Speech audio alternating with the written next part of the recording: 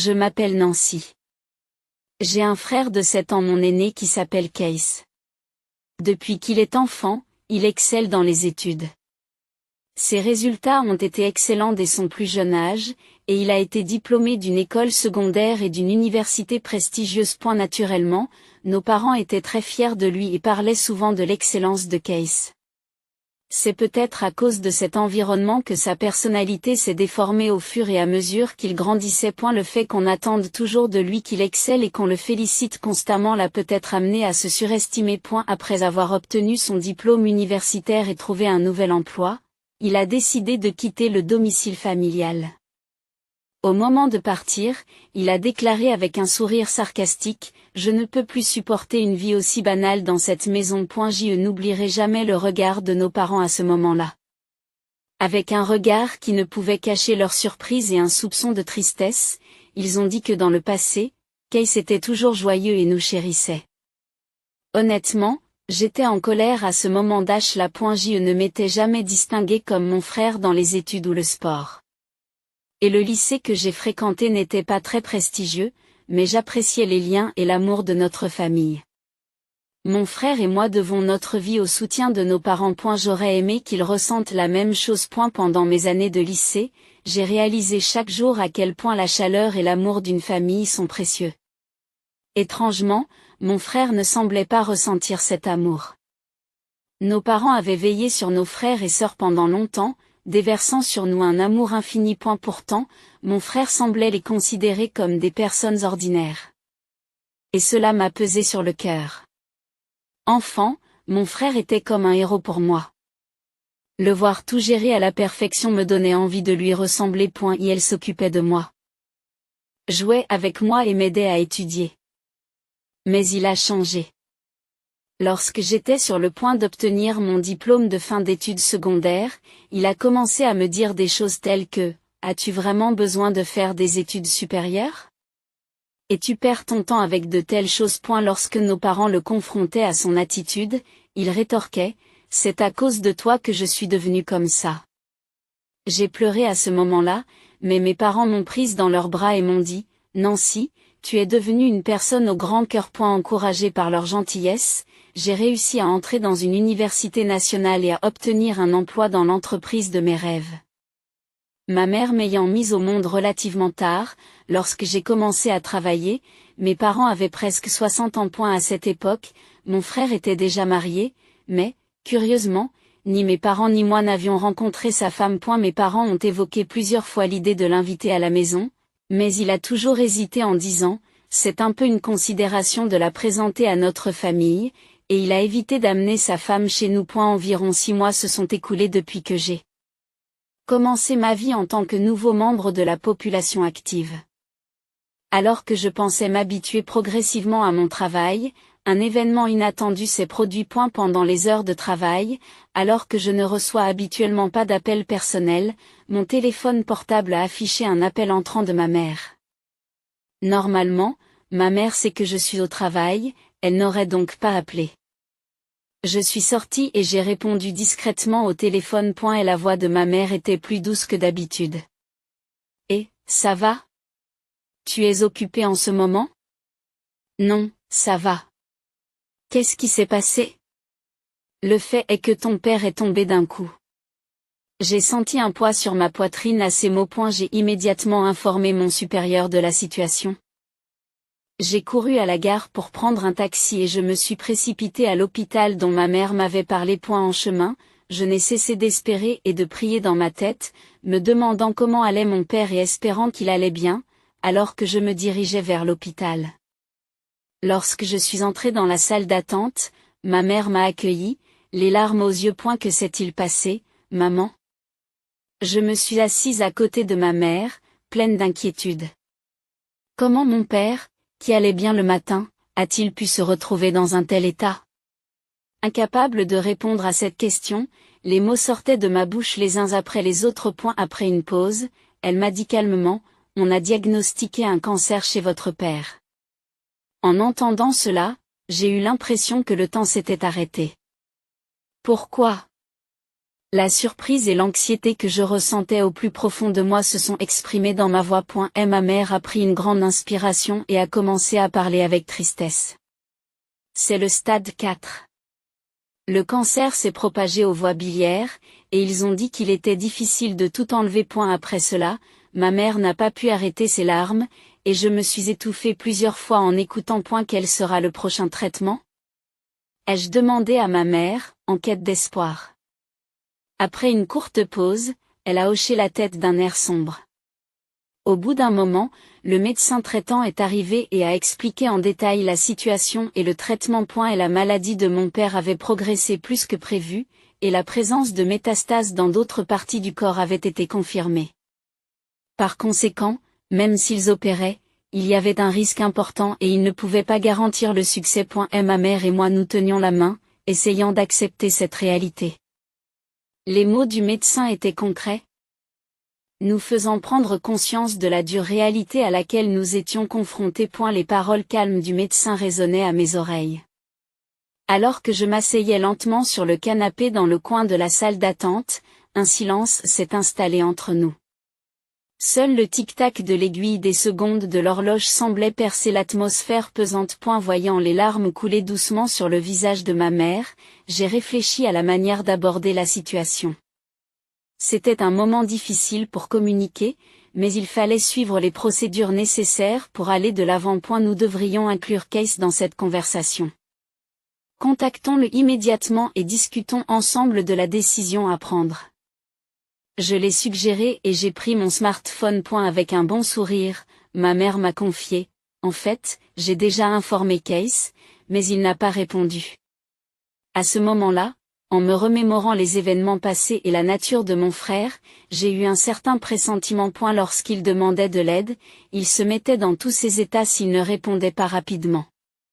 Pourtant, il avait tendance à fuir les situations qui nécessitaient des décisions difficiles. Cependant, estimant que la vie de toute la famille était essentielle cette fois-ci, j'ai continué à l'appeler. Après plus de 10 tentatives, j'ai enfin entendu la voix légèrement irritée de mon frère. Qu'est-ce que tu veux? M'appeler encore et encore? Frère, comprends-tu bien l'état de santé de papa? Maman aurait dû t'informer en détail. Pourquoi n'es-tu pas venu à l'hôpital? Ma voix était empreinte à la fois d'urgence et d'anxiété. Après une brève pause, il soupira d'un air ennuyé. Bien sûr que je sais, mais contrairement à vous, je suis débordé de travail. Papa est toujours en vie, n'est-ce pas?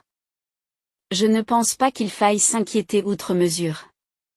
Ces paroles dénuées de toute compréhension ou empathie m'ont profondément ébranlé. Ce n'est pas une blague. Nous ne savons pas ce qui peut arriver à papa à tout moment. As-tu oublié combien il a travaillé pour notre famille? Nous sommes ici aujourd'hui grâce à son soutien. J'ai senti que les larmes menaçaient de couler. Cependant, sans montrer la moindre émotion, mon frère a dit sèchement, ce n'est pas le moment de faire des histoires. Il n'y a pas lieu d'en discuter davantage. Je raccroche et mets rapidement fin à l'appel. Stupéfaite par cet échange, je ne savais plus où donner de la tête. Je ne pouvais pas cacher mon étonnement face à l'indifférence de mon frère. Je savais qu'il n'avait pas le sens des liens familiaux et de la gratitude, mais je n'aurais jamais pensé qu'il était devenu une personne aussi détachée. Lorsque je suis retournée auprès de ma mère, son visage était empreint d'inquiétude. Que s'est-il passé, m'a-t-elle demandé. J'ai répondu, il semble qu'il soit très occupé en ce moment, et j'ai évité les détails. Ma mère a poussé un profond soupir et a murmuré. Il aurait été réconfortant que Keis soit là. Mon père a choisi de passer ses derniers moments dans un service de soins palliatifs. Et quelques mois après cette décision, il s'est éteint discrètement. J'ai informé mon frère de cette sombre nouvelle par téléphone et lui ai communiqué les détails de la veillée et des funérailles. Il m'a répondu froidement, je suis pris par mon travail, je ne peux pas venir. Veuillez procéder sans moi. Fidèle à sa parole, il n'est pas venu à la veillée ni à l'enterrement de notre père. Il semble que même ma mère ait été choquée par ce fait. Elle n'avait probablement jamais imaginé que son fils ne viendrait pas à l'enterrement de son père. Et la famille et les connaissances ont exprimé leur surprise et leur déception face à son absence. après l'enterrement? Alors qu'un moment de calme s'installait dans la famille, ma mère expira profondément, marmonnant pour elle-même qu'il n'était vraiment pas venu. Je lui ai pris la main et lui ai dit fermement, « Maman, ne nous inquiétons plus pour lui. Nous devons le laisser suivre son chemin. Pour l'instant, chérissons nos souvenirs de papa. » Et ma mère m'a serré la main en guise de réponse. Ma mère a souri et m'a répondu, « Merci. » Incroyablement, le lendemain, mon frère aîné est soudainement apparu à l'appartement où nous vivons. Lorsque j'ai ouvert la porte, son expression était différente de d'habitude, remplie d'une agitation urgente. Et elle est entrée et m'a demandé, sans même me saluer, où est l'héritage que mon père a laissé? Choqué par sa demande, j'ai rétorqué avec émotion, « Sérieusement? Quelqu'un qui n'est même pas venu à l'enterrement, et maintenant tu dis ça? » À mes mots, mon frère, visiblement irrité, s'est mis à crier, « Les enfants devraient se taire. » L'atmosphère est devenue instantanément tendue, mais ma mère s'est avancée, essayant de calmer la situation. À part cet appartement, ton père n'a pas laissé grand-chose derrière lui, expliqua-t-elle. Ce n'est pas possible. Mon frère rétorque, cachant à peine sa colère. Restant calme, ma mère pose le livret de mon père sur la table pour que mon frère puisse le voir. En le feuilletant, on s'aperçoit que toutes les économies de notre père ont été transférées sur un autre compte. Qu'est-ce que c'est que cette histoire? S'est exclamé mon frère, surpris. Maman lui a répondu gentiment que ton père t'avait demandé de transférer tout l'argent sur mon compte. De plus, le nom de cet appartement a été changé et il est maintenant à mon nom. Mon frère, décontenancé, ne savait plus où donner de la tête. Il s'est contenté de claquer la langue en signe de frustration et est parti. En regardant sa silhouette s'éloigner. Nous étions une fois de plus remplis d'admiration et de gratitude pour la prévoyance de notre père et son plan de protection de la famille. Quelques mois plus tard, ma mère est soudainement tombée malade et a été immédiatement emmenée à l'hôpital. C'était tout à fait inattendu et la famille était sous le choc et inquiète. Le diagnostic a révélé qu'elle souffrait d'une pneumonie, à un stade plus avancé que nous ne le pensions. Je me souvenais qu'elle avait toussé légèrement récemment. Lorsqu'elle avait consulté un médecin dans une petite clinique, on lui avait diagnostiqué un petit rhume. Ce diagnostic nous avait soulagés et nous ne nous étions pas inquiétés davantage. Cependant, des examens approfondis dans un grand hôpital ont révélé que son état était beaucoup plus grave que nous le pensions et qu'il ne lui restait qu'environ 3 mois à vivre. En entendant cela, les mots me manquaient. Je n'arrivais pas à y croire, d'autant plus qu'elle semblait en si bonne santé. Comme prévu, ou peut-être tragiquement, quelques jours après la fin des 3 mois, ma mère est décédée sans bruit. L'espace sans elle a été rempli d'un calme et d'un chagrin indescriptibles. Pourquoi ne l'ai-je pas remarqué plus tôt? Pourquoi ne l'ai-je pas emmené immédiatement dans un hôpital plus grand? Rempli de culpabilité et de chagrin, j'ai versé des larmes un nombre incalculable de fois. Même après avoir appris le décès de ma mère, mon frère n'est jamais venu à la maison. Ma tante, la sœur de ma mère, et moi-même nous sommes occupés de l'organisation de la veillée funèbre et des funérailles. Il est compréhensible que ma tante ait été très choquée par le fait que mon frère n'ait pas assisté au dernier sacrement de notre mère, tout comme il ne l'avait pas fait pour nos pères. Bien que ma tante ait été extrêmement indignée, j'ai estimé qu'attendre quelque chose ou dire quelque chose à mon frère n'avait pas de sens après avoir rappelé ses actions passées. Cependant, quelques jours après l'enterrement, alors que ma tante et moi étions en train de trier les objets de famille, mon frère est réapparu, accompagné de sa femme, que nous rencontrions pour la première fois. Où est l'héritage de maman? Elle a dû laisser quelque chose, non? D'emblée, c'est ce que mon frère a évoqué. J'étais à la fois choquée et abasourdie. Ma tante, tout aussi stupéfaite, le regardait avec incrédulité. Le plus étonnant, c'est qu'à côté de mon frère se tenait sa femme, ma nouvelle belle-sœur, qui n'a pas croisé notre regard ni ne nous a salués. Elle est restée silencieuse à côté de mon frère. Ce qui est encore plus choquant, c'est que mon frère ne s'est même pas rendu sur la tombe de notre mère. Mon frère, s'il te plaît, présente au moins tes respects à nos parents. Rends-toi au moins sur la tombe de maman. J'ai dit, calmement, avec un rire narquois, mon frère a répondu, est-ce que ça veut dire quelque chose? Il s'est empressé d'ajouter, Au fait, combien reste-t-il de l'héritage de maman? À ce moment-là, l'expression de ma tante a changé radicalement. D'une voix pleine de colère, contrastant avec sa chaleur habituelle, elle a sévèrement réprimandé Case. Comment peux-tu penser à de telles choses dans un moment comme celui-ci? Nancy s'occupe des funérailles en votre nom à tous les deux, en y consacrant tous ses efforts. Ne devrais-tu pas agir avec un peu de gratitude, en pensant à tes parents? Cependant, mon frère a complètement ignoré la colère de notre tante, répondant dédaigneusement. Tante, ce ne sont pas tes affaires. Ne t'en mêle pas. Soudain, avec les demandes de mon frère et de ma belle-sœur, l'atmosphère dans la pièce est devenue froide et tendue.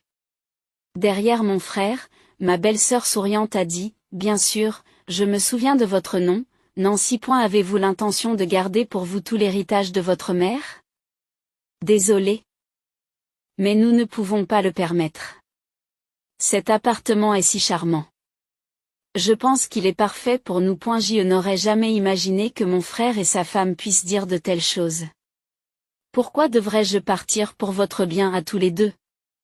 Demandai-je, la voix tremblante. Tout en faisant tourner son doigt, ma belle-sœur poursuit, cet appartement vient d'être rénové, et sa situation est formidable. Il est proche de la gare, et il y a plein de magasins. C'est donc ici que nous allons vivre. J'étais au comble de la colère. Grand frère, tout ce qui t'intéresse, c'est l'héritage. Qu'est-ce que tu en penses? Je n'ai pas pu me retenir et j'ai haussé le ton. Mon frère s'est détourné et a poussé un gros soupir. Tu crois qu'élever la voix résout tout? Nous serons de retour ici dans 3 jours. Préparez tout pour partir d'ici là. Avec ces mots, leurs intentions sont devenues claires comme de l'eau de roche. Un mélange de colère et de tristesse a surgi, et je n'ai pas pu empêcher mes larmes de couler. Mais il ne s'agissait pas d'un événement isolé. Je devais réfléchir à la suite des événements. Déterminé, j'ai essuyé mes larmes. Ma tante m'a tapé doucement sur l'épaule et m'a tendu une lettre. La délicate écriture de ma mère ornait la surface de l'enveloppe. Qu'est-ce que c'est, ma tante? Demandai-je en ouvrant soigneusement l'enveloppe. Ta mère m'a confié ceci pour le cas où. Elle m'a dit de te la donner au bon moment. Dit ma tante, les larmes aux yeux. Je déplie le papier à l'intérieur. La belle écriture de ma mère remplissait la page. À ma précieuse Nancy. Si tu lis cette lettre, c'est que je ne suis plus de ce monde. Je suis vraiment désolée de notre séparation soudaine. J'ai senti une chaleur au fond de mes yeux. Les larmes commençaient à couler.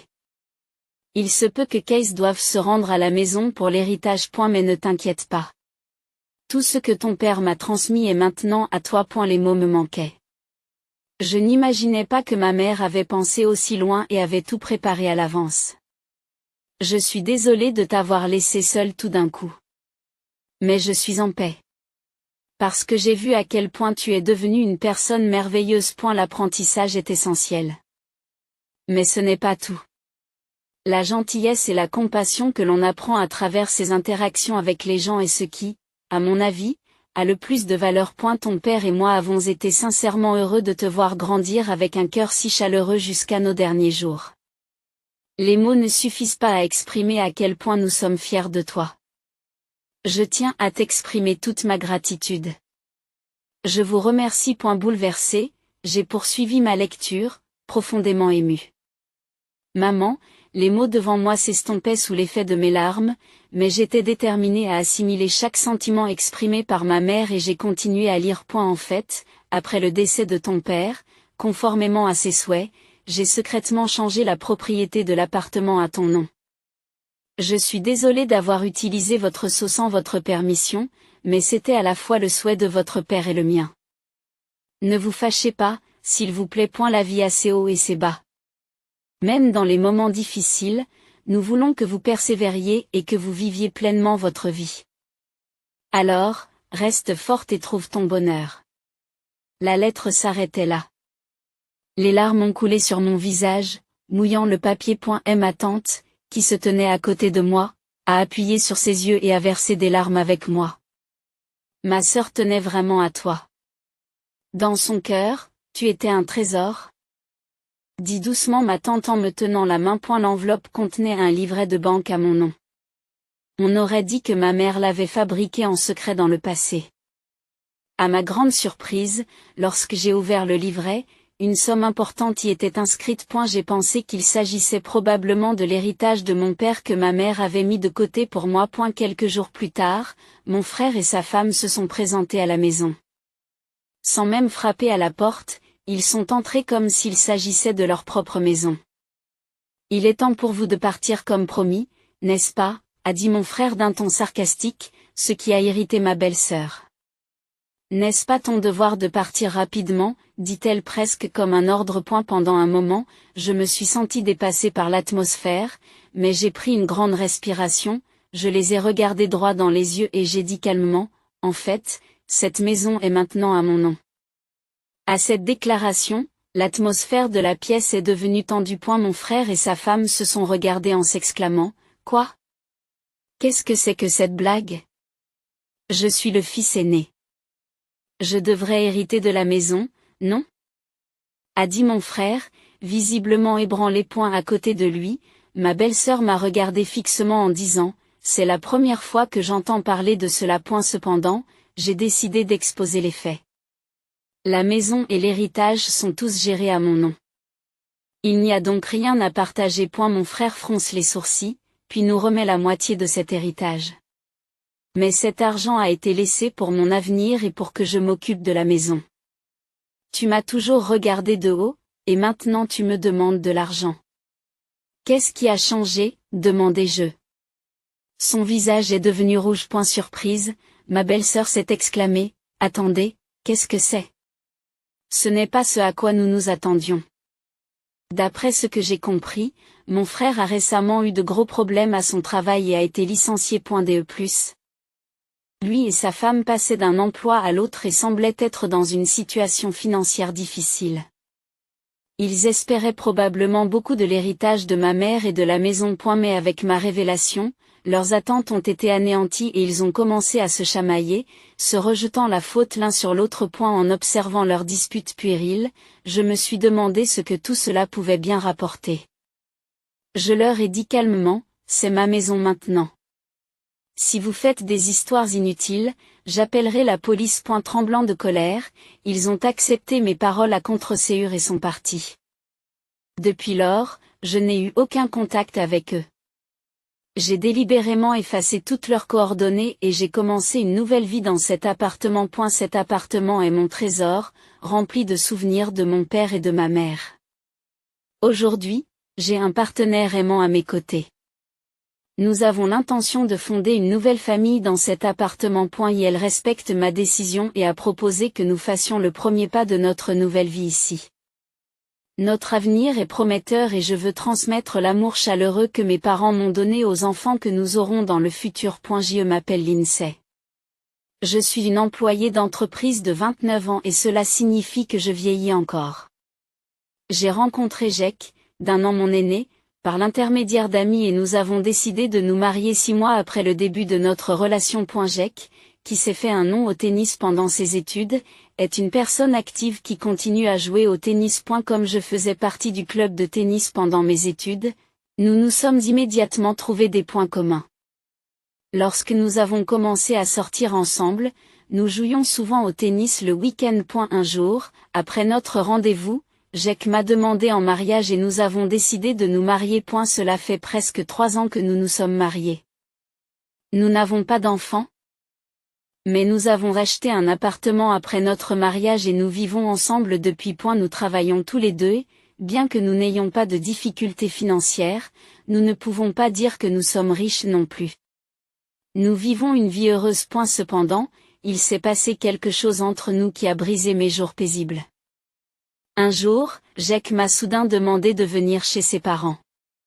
Surprise, je me suis précipitée pour trouver Jake, ses parents et une femme inconnue qui m'attendaient. Alors que j'essayais de comprendre la situation, Jake s'est soudain agenouillé et m'a dit, « Lindsay, je suis vraiment désolé.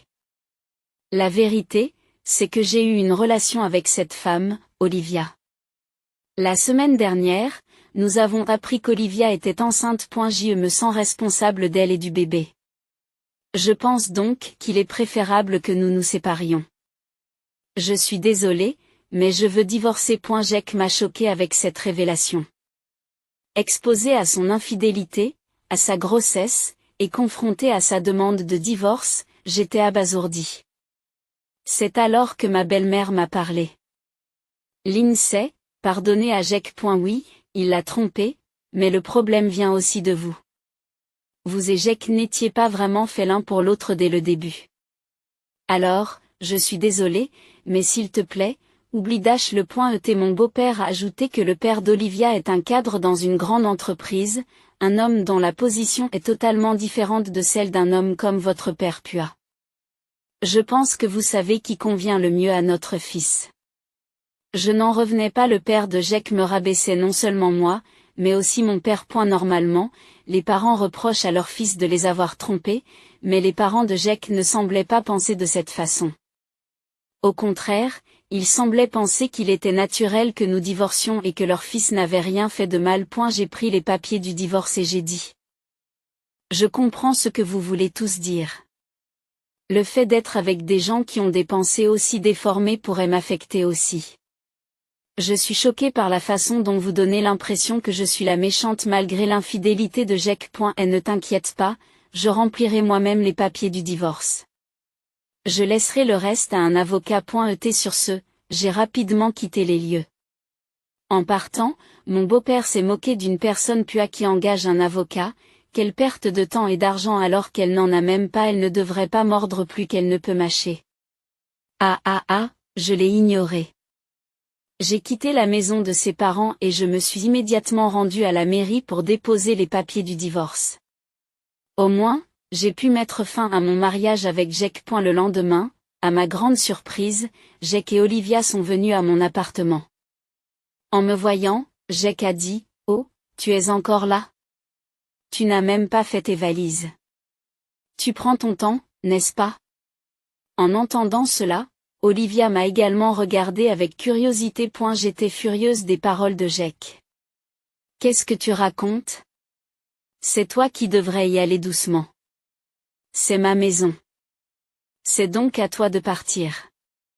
Les déménageurs vont bientôt arriver pour emmener toutes tes affaires chez tes parents. S'il y a quelque chose que tu ne veux pas qu'ils touchent, tu dois le prendre maintenant. » Rétorquai-je. En entendant cela, Jack a soudain paniqué. « Qu'est-ce qu'il y a? C'est ma maison. La propriété devrait être à mon nom. » s'exclame-t-il. J'étais abasourdi. Après tout, cet appartement avait été acheté à mon nom. J'en avais déjà parlé à Jack, ainsi que des antécédents de ma famille. Avant notre mariage. Mais il semble que Jack soit du genre à oublier commodément les choses qui ne lui conviennent pas. C'est peut-être à cause de cette insouciance qu'il s'est laissé facilement influencer par Olivia. J'ai montré l'acte de propriété de l'appartement et mon nom y était clairement inscrit. Le visage de Jack a rapidement changé en le voyant. Pendant ce temps, le visage d'Olivia s'est assombri sous l'effet de la colère. « Jack, de quoi s'agit-il? C'est complètement différent de ce que tu m'as dit avant. Tu m'as trompé? » Olivia commence à le confronter. C'est étrange. « Qu'est-ce qui se passe? » répond Jack, confus. Ce n'est pas une réponse. Expliquez-vous. Olivia continue. D'abord, c'est ma maison. Alors s'il vous plaît, sortez votre argumentaire à l'extérieur. Et juste pour que vous le sachiez, Jack a plusieurs dettes. Alors si vous comptez l'épouser, préparez-vous à ce fardeau. J'ai calmement exposé les faits à Olivia. En entendant cela, Olivia a semblé sur le point de dire quelque chose, mais je ne m'en suis pas soucié et je les ai expulsés tous les deux de la pièce, en claquant la porte derrière UX. À bout d'un moment, je les ai entendus se disputer à l'extérieur de la porte, mais cela s'est calmé. Environ 1 heure plus tard, les déménageurs sont enfin arrivés et ont emporté toutes les affaires de Jack chez ses parents. Et la chambre était maintenant propre et je me détendais dans l'espace nouvellement organisé, mais ce fut de courte durée. Soudain, l'interphone a sonné à plusieurs reprises. J'ai prudemment ouvert la porte, toujours verrouillée, et ma belle-mère se tenait là. « Bonjour, vous avez besoin de quelque chose, Lindsay, pourquoi as-tu gardé le secret sur une chose aussi importante, de quoi parlez-vous, je n'arrive pas à y croire. Mais Jake vient de me dire que cet appartement est à ton nom et que tes parents sont les propriétaires de cette célèbre chaîne de restaurants. Il semble que Jake se soit enfin souvenu de la situation de ma famille. Et alors? Si j'avais su, je n'aurais jamais laissé ce divorce se produire. Une fille issue d'une famille aussi riche, nous aimerions que tu reviennes dans notre famille. Lindsay, s'il te plaît, reconsidère ta décision et recommence avec Jake. J'étais choquée et je n'arrivais pas à trouver les mots pour répondre à sa demande scandaleuse. Je ne pouvais pas accepter ce qu'elle demandait. Tu as vraiment une très mauvaise façon de voir les choses. Ne suis-je pas un être humain? Vous ne vous intéressez qu'à l'argent? Je suis désolée, mais je ne veux plus rien avoir à faire avec vous. Il n'y a plus rien à dire, alors partez, s'il vous plaît. J'ai dit et tenté de fermer la porte, mais ma belle-mère, exaspérée par mon attitude, a haussé la voix de colère. Et ne soyez pas si arrogant. Je vous donne la permission de vous réconcilier. Arrangez les choses avec lui tout de suite. Je ne quitterai pas cet endroit tant que vous n'aurez pas accepté de vous remettre ensemble. Ouvrez cette porte immédiatement. Elle a dit cela en frappant la porte à plusieurs reprises. J'ai décidé que je ne pouvais pas m'en sortir seule et j'ai appelé la police. Ils sont venus et ont emmené ma belle-mère. Pendant que les policiers l'emmenaient, elle criait quelque chose de fort, mais je ne me souciais plus d'écouter ses paroles. Ce n'est pas pour rien que ma belle famille ignorait les antécédents commerciaux de ma famille. Mon père, issu d'un milieu pauvre depuis l'enfance, a continué à vivre modestement, même après être devenu président d'une entreprise. Il n'a jamais envisagé d'acheter des vêtements de marque. Il a toujours pris grand soin de ses affaires et les a utilisés pendant longtemps. Ainsi, lors de notre mariage, il portait un costume qu'il avait acheté il y a plusieurs dizaines d'années. Voyant cela, ma belle famille a supposé que mon père n'était pas à l'aise financièrement et a mal compris sa chaîne de restaurants, qu'elle considérait comme une petite entreprise privée. Par conséquent, ils n'ont jamais approfondi l'activité de mon père. Le temps a passé sans qu'ils ne comprennent la véritable situation de ma famille. Quelques jours après avoir réussi à renvoyer ma belle-mère chez elle, Jake a essayé de me persuader de réconcilier nos différences. Sa persistance était incroyablement épuisante. Il était surprenant de voir à quel point il insistait, bien que ce soit lui qui ait proposé le divorce. Il semble avoir le don d'oublier rapidement les vérités qui dérangent. J'ai ouvert la porte, en gardant le cadenas en place, et Jake, en me voyant, a commencé à parler avec les yeux pleins de larmes. Lindsay, s'il te plaît. Essayons encore une fois. Tout est de ma faute. Je suis vraiment désolée. Je t'aime toujours. Soyons à nouveau ensemble. Elle explique ensuite la tournure des événements. Olivia avait apparemment approché Jake dans le but d'obtenir sa maison, en prétendant être enceinte pour le convaincre.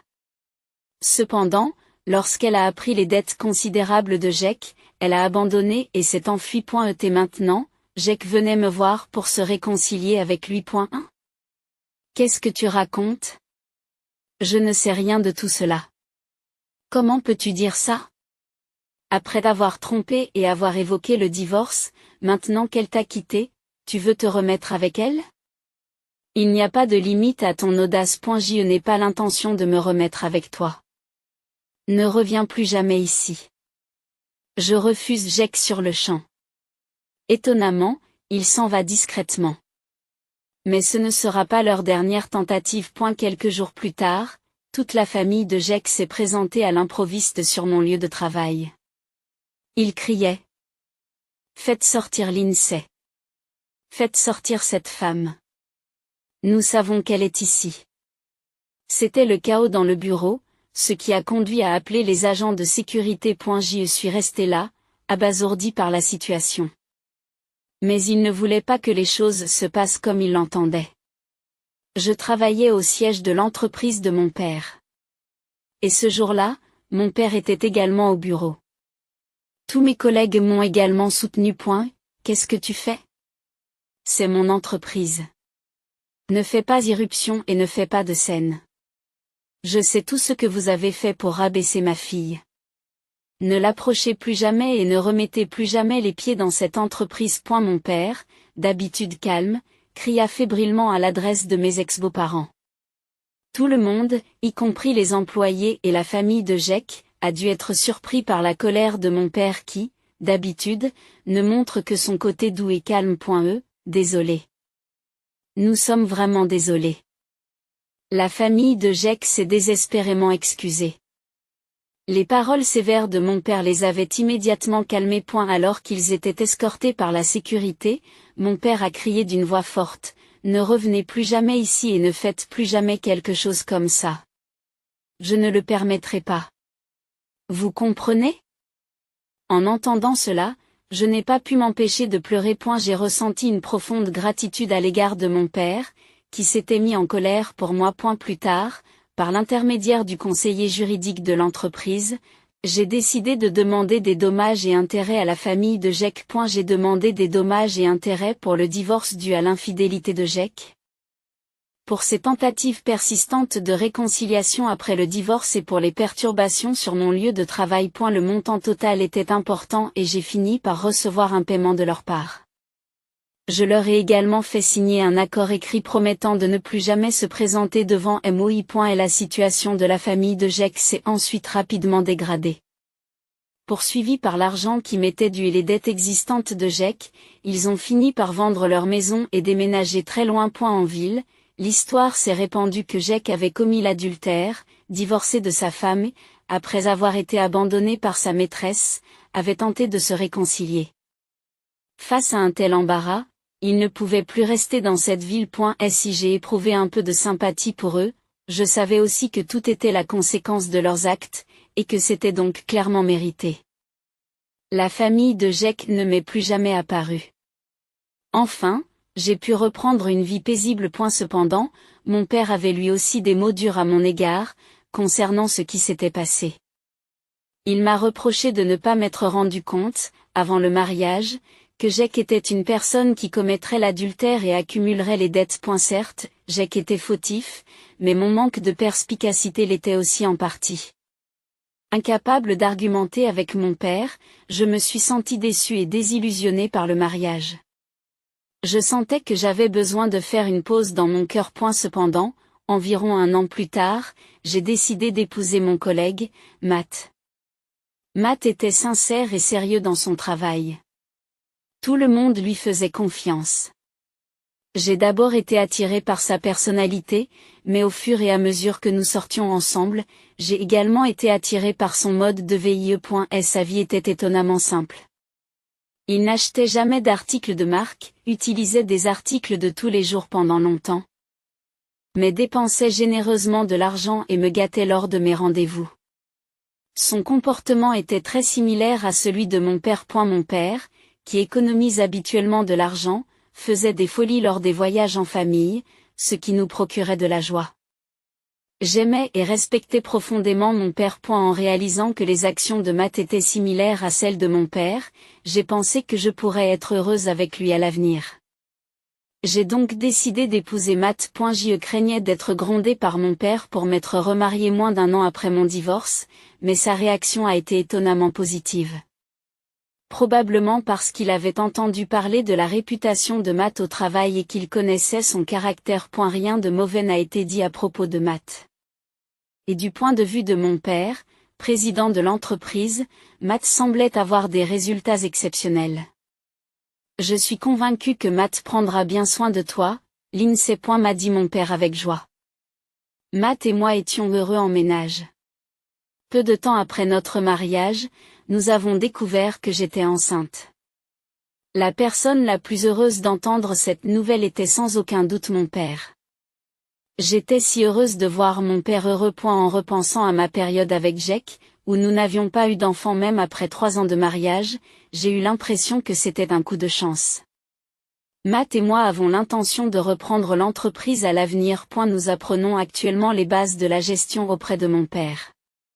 Bien qu'il y ait de nombreux défis à relever, nous acceptons qu'ils relèvent de notre responsabilité en tant que successeurs. Et nous travaillons dur ensemble. Nous pensons que nous devrons redoubler d'efforts pour le bien de notre futur enfant, malgré tout ce qui s'est passé. Je suis aujourd'hui très heureuse.